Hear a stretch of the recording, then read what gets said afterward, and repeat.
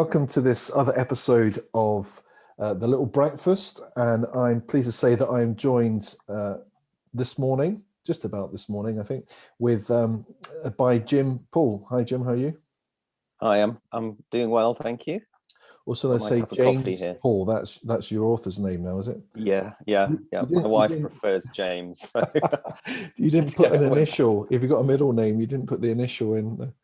I do have a middle name, but it's a bit embarrassing, so I'm not putting it in there. It's a bit embarrassing. We could have put J.R. Tolkien, just put an initial in the middle. But anyway, it's gone now. You have a book. It's done. What on earth is heaven? And we're going to be thinking about that subject as we chat today. And obviously, it's a massive subject, but a really important subject. So I thought just before we get into the meat of talking about what on earth heaven is, firstly, we'll talk a bit about your breakfast choices in just a moment or two, as we do with other guests. But I thought it'd be quite helpful. Yeah, I thought it'd be helpful to just for those people who don't know you, could you just tell us a little bit about yourself? Yes, I'm the director of the English Labrie Fellowship, which is an apologetics ministry started by Francis and Edith Schaeffer in Switzerland, which is why it's got the French name Labrie. It's not a cheese, it means the shelter. And they started Labrie as really a shelter for anyone who comes, and particularly a shelter for people to ask their questions in. So the Labrie I work in is in Hampshire in England, and we welcome people from all over the world to ask questions about the truth and the relevance of the Christian faith. And I've been there with my wife Marion and our two sons for 17 years. And before that, I was a doctor in palliative care. So I worked in a hospice and trained in hospice care in London. And I did that for around 5 years before coming to Labrie. So what was the transition from palliative care doctor to being at Labrie? I don't quite, I've never asked you that question before, so I'm generally interested in what was that transition? How did that come about? Well, I suppose that's a sort of multifaceted answer to that. But even while I was training as a doctor, I mean, I became a Christian about a few years before going to university. And then even when I was training as a doctor, and then I was junior doctor, I always had this other part of me that was interested in ideas and in theology and in apologetics and in asking questions and thinking things through. And during my medical student years, I came across Labrie, and I went there when I was a student, and it was just an amazing place to visit, where I had, as a fairly new Christian, I had all these questions that I wanted to ask. And I often found that in church settings, unfortunately, people weren't that keen on answering those questions. Maybe they didn't know the answers, or they thought, oh, you're doubting if you're asking that, or you're going to make other people doubt. And then I suddenly discovered this place, Labrie, where they welcome you to ask questions. And so I went there, and I had all these questions to ask, and that just put Labrie on the radar for me, but also as I guess you could say, sort of spiritual home, where I felt, yes, this is a place where I can really just work through these issues, and also experience another thing about Labrie is trying to practice the Lordship of Christ over all of life. So it's a very sort of holistic in that sense, all of life place, to see the spirituality of all of life. So that was kind of one stream. And then the other stream is, I suppose, when I was working with people who are dying, one of the things that people tell you often, I learned so much from people who are dying, because they often reflect on their life, and there's it's such wisdom to be had there. And one of the things that people often say is, oh, I wish I'd taken a few more risks in life. I just did this all my life, and I didn't really ask any questions or think, what if I did that or tried that? And that made a real mark on me. And so I got to the stage where I was actually a consultant in palliative care, and just had finished all my specialist training. And I just had that question, what if I tried something different? What if I just took a risk? And so that led me and my wife eventually to come to Labrie again, just as students, as it were, to learn and grow, and just see where the Lord was leading us. And eventually that was to actually work in Labrie. So anyway, those are some of the dynamics. There's much more. No, that's really it's really but, interesting. No, I think that's all really relevant, and I think particularly relevant for where we are as we record this. Still in a pandemic, and thinking about I think everyone's thinking about the reality of death more, plus change and risk and adjustments. I think that's really interesting.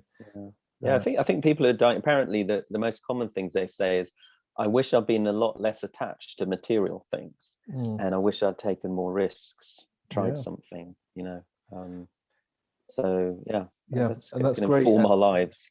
And certainly Labrie has been a great help in my life in terms of the writings of Francis Schaeffer and Ellis Potter, and knowing him, and we've had him up here a couple of times, and also being able to connect with you and hear you at different conferences, and it's just really an encouraging place. I was able to visit, I can't remember, maybe about 12 years ago, I think I came down for a week, and yes, it's great to be able to be a recipient of that ministry that you're involved in. It's certainly really helpful. So thanks for what you're doing there. And now we're going to get on to some breakfast questions. So just in terms of your average day breakfast, Jim, what does it look like for you? My average day breakfast is homemade granola that my wife Mara makes, and I have attempted making it while she was away in South Africa recently.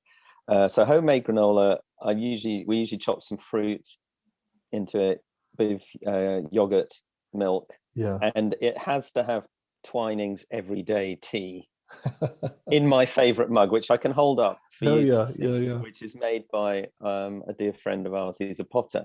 Oh, nice. Justine Jenner, and so I have to have tea. That's my morning mug, and it has to be Twinings everyday tea. That looks a great mug, actually. I'm quite aware of the importance of mugs and the shape of them, because I get the impression you're a tea man, not a coffee man. Is that right? I am, actually. That is true. That is true. Although I do like a coffee, on the odd occasion. To kind of, okay, because I picked that up from your book when you were talking about. I was thinking if Jim is a real coffee man, he would have spoken about coffee more. But I'm more of a coffee man. I like tea, but I think equally the mug is important for both, because my son is a barista in specialty coffee. Oh, wow. And he's got a podcast. There was one whole episode about mugs and the importance of mugs and how they influence taste. Right. So absolutely. I've noticed your mug is a good shape. I think that's a. Is that right? Is it a good shape for It's a good shape for tasting. I think. Yeah. I think if it's long, really beautiful too. It's long and thin, or it's very manufactured. For some reason, it doesn't taste the same. But anyway, interesting. We learn something new every day, don't we? Yeah. So, what about your nightmare breakfast? What would be like really horrible? I think my nightmare breakfast is not to have breakfast. I'm not, in a way, I like lots of different foods, and so I'll be happy with, olives and salami, or I don't know, anything really. But just not to have breakfast. I'm also one of those people who gets really grumpy if I don't eat regularly. So not having breakfast would be my worst breakfast, definitely. I understand that. I think when you're sort of a teenager, I don't know, you sort of couldn't be bothered whether I had breakfast or not. But I think every 5 years you get older, it just seems like I couldn't survive without breakfast. What about? I'm a hobbit. One breakfast, preferably two, to start the day is the best. So what about your dream breakfast, and where would it be? I have to say my dream breakfast actually does exist. I don't know, so it's not just a dream, but it is. You see, I have to be careful when I speak to somebody from Labrie. You see, I need to be very exact. You see. Yes. So hypothetically. Okay. It is. There is a pub near us, which I'm not going to name, because I don't want you to go there and everyone fill it up, and then I won't be able to go there, because it doesn't have many seats. And it's got a beer garden that's on the banks of the River Meon, which is beautiful. So it would definitely have to be a summertime Yeah. and a morning breakfast. And they do this amazing, it's like poached egg Yeah. on fresh homemade bread. They also have a bakery at the Yeah. pub, so they do their own bread. And then it has pancetta ham. Okay. And the most gorgeous black pudding. Oh, interesting. Fried black pudding, which is absolutely delicious. Yeah. And of course, you have to have it with HP sauce, not any other brown sauce, but HP, because Yeah. that is an absolute must. And that would be my dream breakfast. Yeah. So it exists in reality, and you would have that as your ultimate. Yeah. Do you know where the black pudding comes from, by any chance? Oh, I don't know. I hesitate to say Stornoway. Well, that is apparently the best black pudding. I mean, I'm a black pudding fan. Apparently, it is the best. Yeah, prize winner. Okay. Yeah, on the I island. may have made that up because I probably associate that name with black pudding. So anyway, but but you can double check. Yeah. Next time I go. Yeah. But I mean, it's a dream breakfast, so it's not real anyway. But yeah, whether it's from Stornoway or not, but yeah, but the real one you have is down the road, so that's great. Yeah. Okay, so having had our starter questions with the breakfast, thinking about the main meat of the subject, what on earth is heaven? You've written a book, What on Earth is Heaven? So where did that question or title come from? Like, how did that come about? What was the process there? Yeah, I came up with the title about 10 years ago when I actually was doing a lecture for the Labrie students. And the first time I did the lecture, it was a lecture about heaven and earth. I called it something like The Boundary Between Heaven and Earth or something, which wasn't a very exciting title. And then I don't know if it was the Holy Spirit or what happened the next time I gave it. I was just talking with someone, I think, and this title, What on Earth is Heaven, popped into my head, and then that became what the lecture was, and then the book. And I think the origins of the book start back, maybe 25, 28, 30 years ago. And I tell in the beginning of the book this story of, which is a true story, about being on an aeroplane going to Warsaw. And I was a medical student at the time and going to do a sort of mission trip for medical students just after the Berlin Wall came down. And I'm not so bad now, but I did have a kind of phobia about flying. I didn't really like flying. And my friend who'd booked the trip booked it from London City Airport. So we flew in this tiny little, well, it seemed to me tiny. It actually wasn't that small, propeller plane. Oh, yeah. Run by Lot Airways, which wasn't, kind of the most reliable sort of post-communist airline. Yeah. So as you do, I was contemplating dying, and the plane crashing, and I was a Christian, and I knew I was going to go to heaven if I died. That was Jesus' promise. But I suddenly had this realization. It came to me. I can see the moment now, sitting strapped into that seat, that I didn't really want to go to heaven because it seemed so boring. And, I had these images that, as I said, I was a fairly new Christian, these images of heaven as being this place of, you die and your soul goes there without your body, and you kind of float around on clouds, and there are angels with harps. And, if you looked at Baroque art, there's these fat babies with wings just floating around. And even in church, people described it as heaven as, we'll praise God forever. And that, to my mind, just brought in these images of singing praise and worship choruses endlessly for eternity. And so basically, like rainbow straps and sandals and big long beards forever. Yeah. Well, apart from you don't have a body, so there's no big straps. Oh yeah, so you're basically floating around in a very sort of cheesy way. Yeah. And I think the other thing that was really informative then was just also, it's interesting. We talked about, you asked me about breakfast and eating and food. And obviously there are terrible things that go on in this world, and real evil that is at work. But there are also, wonderful good things in this world, things we enjoy, like a good breakfast, or sitting in the beer garden in our favorite pub with the river going by, or, a cup of coffee and a good book, a hug, sex, all these things that are part of our lives, which are good relationships, music. And heaven just seemed this sort of non-material, faraway place which didn't have any of it there. And I just had this feeling like, well, it just seems so boring. I don't really want to go there. I love this life, the good things in this life. And then so that started off this whole train of thought about, well, what's wrong? Is maybe there's something wrong with me? I'm just not holy or spiritual enough, or maybe there's, this, which is, is usually the case very often. Yeah.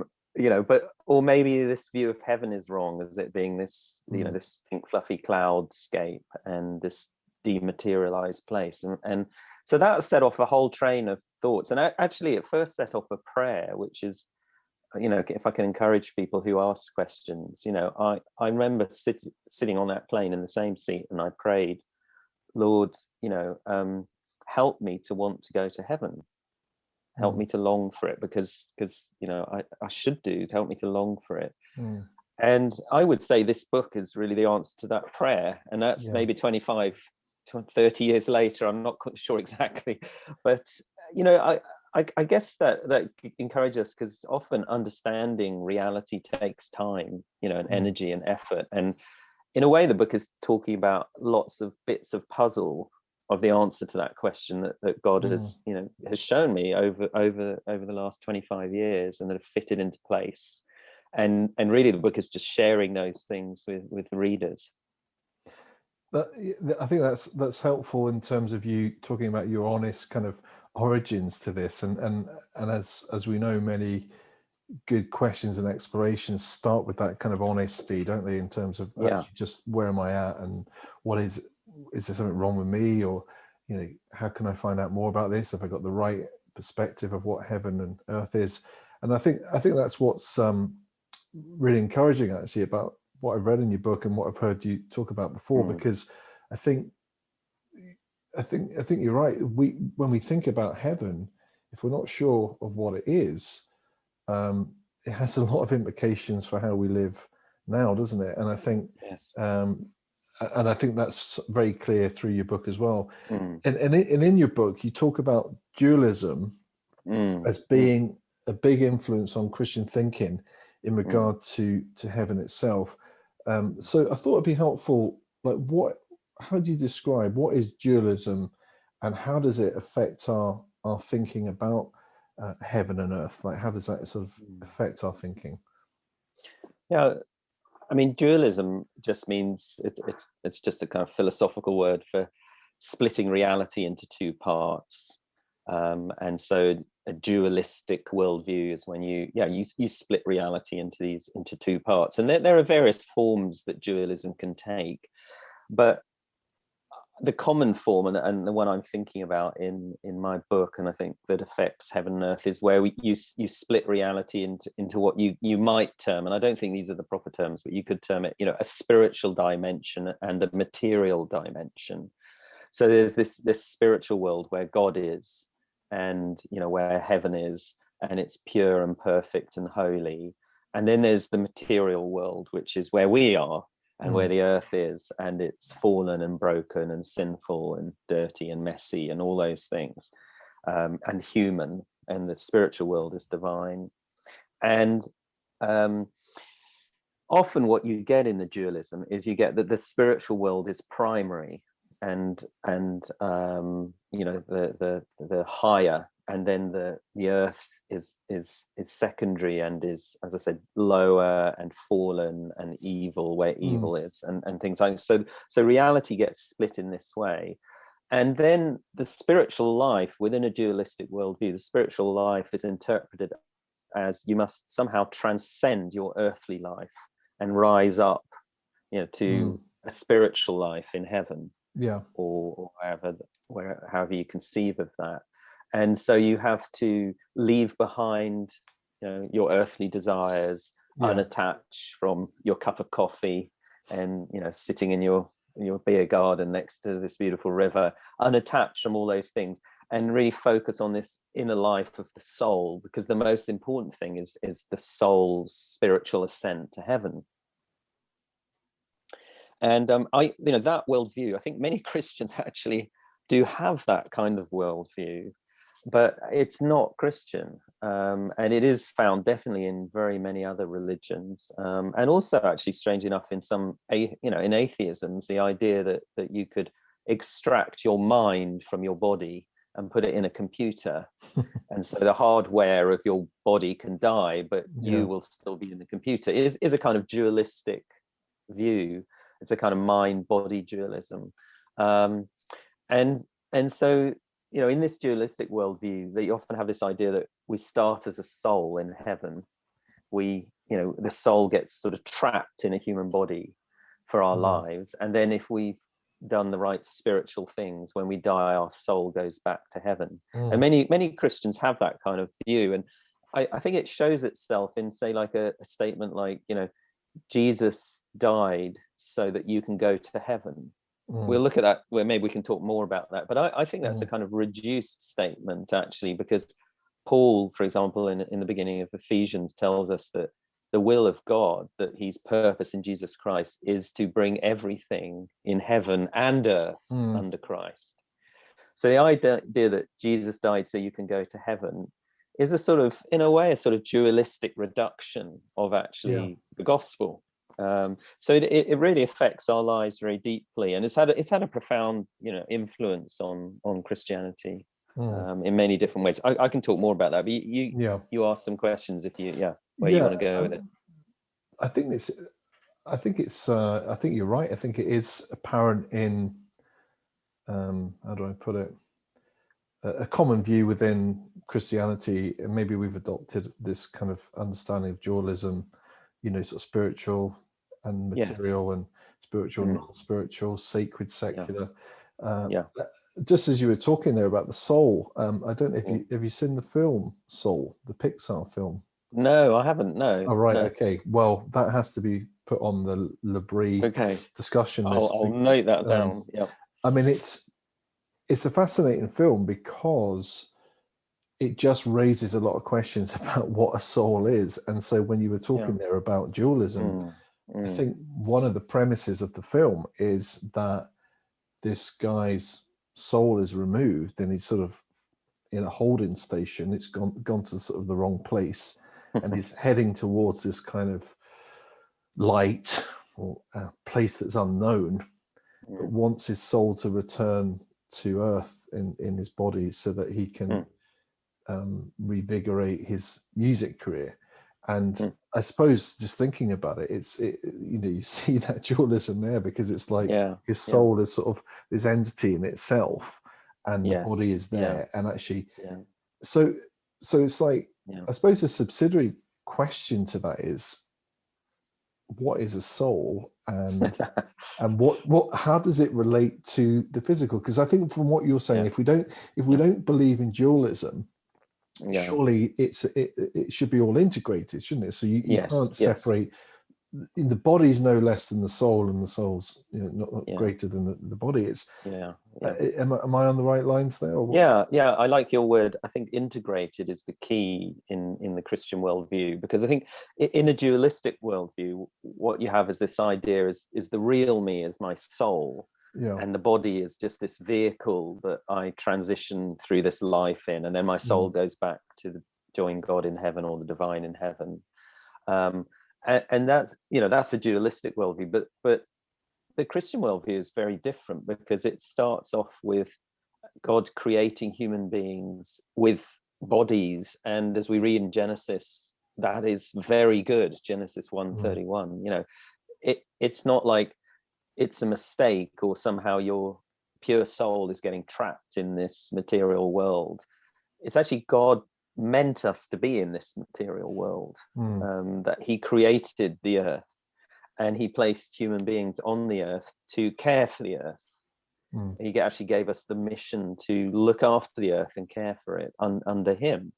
And so we can only do that if we're embodied beings. So we are integrated, soul and body, and your body is just as much you as your soul is. And I also think one of the confusions, I mean, this is to get a little bit more in depth, but one of the confusions is in the West, we've inherited a lot of Greek thought. Greek thinking, from Greek philosophy, and the Greeks were particularly interested in the substances that things are made from. And so because we've inherited that, we have this idea of the soul as being a substance. But the Hebrew mind, the Jews and the Hebrew mind, is, I think, and much more interested in the quality of what something is. So that perhaps the words like body, soul, mind, spirit are describing different qualities that make up our humanness, rather than different substances that make up our humanness, as if kind of, take one bit of soul, one bit of spirit, mix it up and you get a human. And you could take the soul out and that would be the real you, and the body is just a vehicle. But actually in the biblical worldview, there's this integration. These things are the different qualities. So the soul might describe something, that perhaps we could today might call our personality or something like that, but it's not describing a separate substance, but just one of the qualities of being human. I think that's interesting, because how we understand what it means to be human and how all of those factors that you described are integrated definitely, I think, affects what we think of the earth and what we think of heaven, as you're describing. And we're going to unpack that a bit more. But I think even just thinking, okay, what is a human, and what makes up the qualities of a human?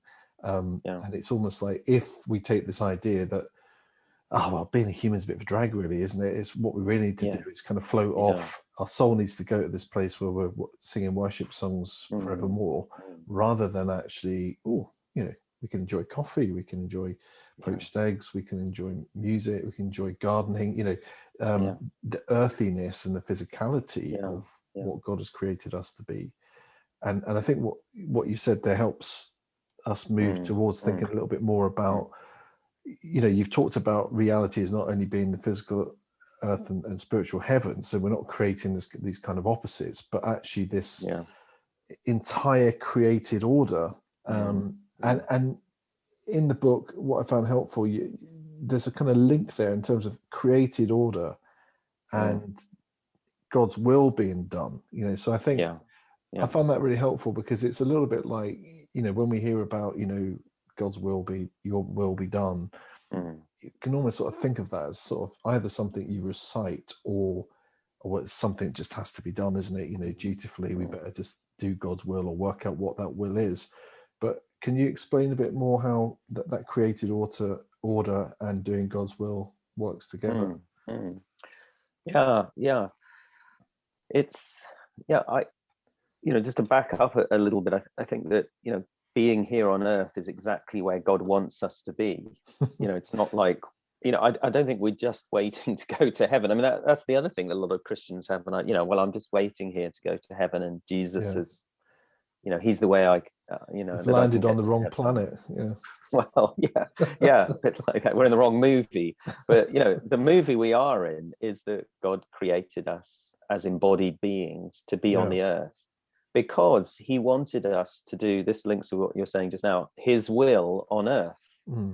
And the way I think of it is, if you think of heaven less as a place, and I think this is the way the Bible thinks about it, is heaven not so much as a place, it's up there or out there somewhere in the universe, but as a dimension of reality. Perhaps you could say it's almost the most fundamental dimension of reality. And what it is, the quality of heaven is it's where God's will is done. And this is why the Bible writers often talk about, God's throne is in heaven. The idea that the throne is where the king rules from, or the queen rules from. They rule from their throne, their word goes out and it's put into practice. So heaven is the dimension where God's will is done. And what God does in the beginning is he creates the earth, and then he puts Adam and Eve on the earth in the garden. And the garden is this place where heaven and earth touch, because it's the place on earth where God's will is done. And the creatures who, in a sense, almost you could say, this is why I first called the lecture the boundary between heaven and earth. The creatures who are on the boundary between heaven and earth are us, human beings, because we are the earthly creatures. But because we are made in God's image, we are made to carry out his will on the earth. And that's the mission that he gives humanity. It's actually a wonderful, really deeply meaningful thing. We're not just here by accident in the huge history of the cosmos. We're here because God wants us to make the earth a heavenly place, to actually to I talk about it in the book as extending, like the Garden of Eden, the beauty and the integration and the fruitfulness of the Garden of Eden over the whole earth. And that's the mission that God gave humanity. So yeah, it's and in a way we would do that not through a special, this is where the integration comes in, not through sort of a special religious life, but just by being human. We can bring this dimension of heaven into all the normal things of being human, because if Adam and Eve needed to make the whole earth heavenly, they would have to have sex and have children. They would need education, and they would need buildings and architecture, and they would need to trade things with one another, and they would need to understand agriculture and animal husbandry, and etc. All these things of human culture. They would need to make art and music, as part of an expression of who they are, creative beings. So all these things are within the will of God. This is what God has wants us to do on earth. And of course, the story as we go on in the Bible is that when human beings reject God, they start to use these things for their own purposes. All the things I just mentioned, and that's where the history of the human race goes wrong. But actually, in the beginning, the way that God set it up is this beautiful picture of human beings being given this wonderful mission by God to make the earth a heavenly place. And we can talk about the work of Jesus Christ in our lives, but I think that's the same mission that he gives Christians to make this fallen and broken earth into a heavenly place. We can talk more about that in a bit, but I think that's what the kingdom of heaven is. As you were speaking there, it made me think that if you think of created order and you think of doing God's will in a sort of limited way of what we might call spirituality, as just being prayer and reading the Bible and going to church, I guess that's where understanding the will of God, as you've described, is really important, because you get a greater totality of what it is to do the will of God. And I think maybe again, as Christians, particularly from a sort of evangelical background, we can talk about doing God's will and think of what we might see as being spiritual, but it's a reduced spirituality rather than you were talking. I mean, that's just so interesting, talking about veterinary or caring for animals. So you think, you're being spiritual this week because you're caring for animals. You're injecting cows and delivering calves. I just think if you did a rough survey in church, said, what is it to be spiritual this week? That wouldn't come up on the list. You wouldn't get that, would you? And it's fascinating that that is a symptom of the dualism, that split in our lives between. I often ask people, tell me, what are the spiritual activities of the Christian life? And they say, Bible study, prayer, and attending church and worship, and maybe, giving to the poor. And then I say, well, what does that leave out? And they think of, work, and sport and literature, unless it's Christian literature, music, unless it's Christian music, no, and relationships and family and education and academics and science. It leaves all those things out. And Francis Schaeffer, who started the Labrie community, said, and I think he's echoing Luther here. He said, all of life is spiritual, except sin. All of life is spiritual. And so, that's what God created us for. I was talking to somebody the other day, and we were just chatting through this, and I said, we don't, God didn't create us for a kind of spiritual life and then there's a secular life. He just created us for life. And that's an amazing thing, the dignity of being human in the everyday. There's wonderful things that people are writing. I can't remember the author, but it's called, what's the book called, The Sacrament of the Ordinary, or something like that. Just looking at the way that God is actually present, and his will can be done in just the small ways you do your normal life. It's not a specialized spiritual thing. Yeah, absolutely. And I think that's why, when reading books like yours and others, and as we talk about this and we think about this, it's not just ideas for ideas' sake, because these ideas that we in the West right now in 2021 have adopted worldviews that have gone back to like Plato and Greek thinking. And it's almost, if we're non-critical about these things, we're not unraveling, hold on a minute, how do we get to think like this? Or am I thinking in a way that the right way about what the afterlife is? And that's the importance of what we're trying to do on the Little Breakfast. I mean, it's a tiny fraction of what's going on in the world, but I think as Christians we need to be thinking not just in a hypothetical way, like let's just ask questions to make us look clever, or to ask questions for the sake of it, but we do need to grapple with what we've been talking about, because I think it actually makes our life fuller. Like to think, if somebody works as a doctor, or they're working as a nurse, or they're working as a truck driver, oh well, my life's not very spiritual. It's very encouraging, I think, to think, well, actually, no, the whole of life is spiritual, and we do it for God's glory, don't we? Yeah, and that's absolutely right. I tell a story in the book about a man that I met at Labrie, young man who worked as a parking enforcement officer, so handing out tickets for parking, and then he'd become he was a Christian. He'd become a manager in a small department of managing a small number in a town of parking wardens, or giving out tickets. And we discussed what does it mean to bring the kingdom of heaven, the will of God, into this work, into this place and into your workplace. And I think that's the question we should always be asking ourselves, is actually asking God to excite our imagination about how all the normal things that we do, which are what God gave us to do on earth, how we can actually bring the dimension of heaven into that. I think that's what Jesus talks about in the Sermon on the Mount, bringing heaven. What's it like when you bring heaven into the ordinary things of everyday life?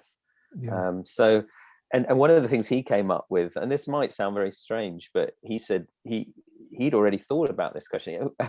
He was actually a very profound thinker, this guy, and he said, I'm in charge of this office, and what I did is I brought house plants, indoor plants into the office. One of the things I want to do, because actually it was this room with no windows, and he said, and it was just horrible and utilitarian and ugly.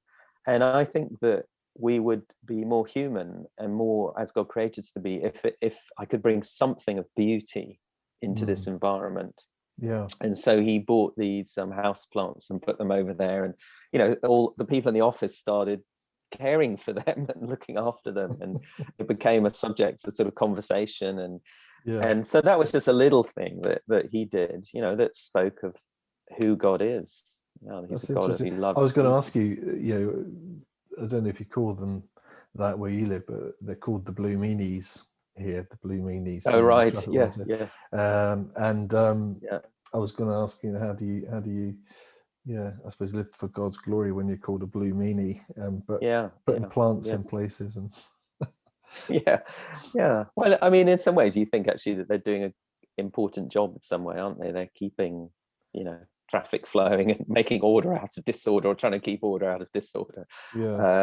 It's anyway, but it's in Romans 12, Paul says, be transformed by, so the way that our lives as Christians are transformed by the renewing of your, and then we might think, spirit. We might think, the renewing of your spirit, because Christianity is about, the spirit, or the renewing of your soul. But he says, be transformed by the renewing of your mind. And that, you're exactly right. That's where we have got to be questioning and thoughtful. Otherwise, we can find that we just assume, an outlook on life, which is not actually from God and God's will. And I think that's a massive problem actually for the church in modernity today, that we just use all this is another topic, but we use all the same techniques of the world around us. We don't actually stop and say, is that really what God wants us to do? And I think also, Jim, it's a big problem for Western society aside of the church, when we've got this kind of cancel culture going on and identity politics, and you're not able to ask questions for fear of actually being called somebody, a bigot, or all kinds of different names, so I think we're living in interesting times when it comes to questions and speech, aren't we? It's a difficult time today. And I think G.K. Chesterton called Jesus, he called him the stranger who asks questions. And I love that. There's many films actually, when you watch them, there's this, everything is just set up and kind of static, and then this stranger comes in who begins to ask questions. And if we could be, Jesus asks a huge number of questions himself, doesn't he? He often meets people's statements with a question. And so if we could be more people ourselves who ask questions, I think that's how you move into you move deeper into reality. That's what my book's about. I just started asking questions, what is heaven, and where is it, and why hasn't science found it, and what has it got to do with our lives here on earth? All those things. That's the basis of the book. Well, that's a good link, because the next question I was going to ask you is, how does our view of heaven shape how we live now? We've touched on that a little bit, but is there anything else to say on that in terms of specifically how does our actual view of heaven shape how we live now? I think many worldviews and many Christians have this worldview that they're just waiting to go to heaven, and heaven is this distant place. We talked about this faraway place, and one day I'll escape the earth and get to heaven. But when I started to think about this book and read through the Bible with a kind of different set of glasses on, as it were, I began to see actually that the Bible nowhere has the idea of going to heaven. The Bible is actually all about God in his grace bringing heaven to a broken and hurting earth. That's the whole story of the Bible. And I talk about in the book how God is always opening these doors between heaven and earth. And they could be, you might think of the burning bush, or Jacob's ladder, and obviously God coming to live in the temple and the tabernacle. And the whole point of the temple and the tabernacle it's not about this kind of, place where we enter it and we get zapped up to heaven. It's actually where God is present on earth, and where his power then goes out to transform a broken and hurting earth, and to invite his people to be a part of that. And maybe we'll come on to it later and talk about how Jesus is God present on earth, God with us, and it's our lives now as Christians are an invitation to become a part of bringing heaven to earth, and transforming things that are broken and hurting into things that are healing and life-giving. And we can only do that, in a sense, when we are filled by the power of heaven. That's what the Holy Spirit does. We can say more about that later. So I think this idea of heaven isn't a distant place. It's actually here with us. When Jesus says, he begins his ministry, he says, the kingdom of heaven is near. He doesn't say, the kingdom of heaven is somewhere you'll get to when you die. He says it's near, or it's here. And sometimes he says it's amongst you or within you. So actually, if we can have that idea that the power of God in his kingdom is actually here amongst us and at work, that is transformative.